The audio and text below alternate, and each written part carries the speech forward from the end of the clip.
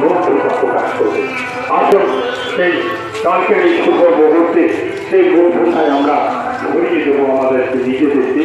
আমরা ভক্তিভাবের রথে সমৃদ্ধ হব। আমাদের শোভাযাত্রা এখন শেষের দিকে, পরিক্রমা শেষের পথে আমরা চলে এসেছি। প্রতি বছরের ন্যায় আমরাও এবারে রাধা গোবিন্দের যুগল দর্শনে বেরিয়েছিলাম শোভাযাত্রায়।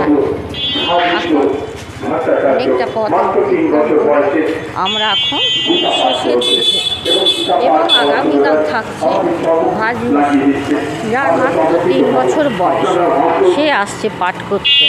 আপনারা আসুন, দেখবেন, শুনবেন, জানবেন গোবিন্দের প্রসাদ।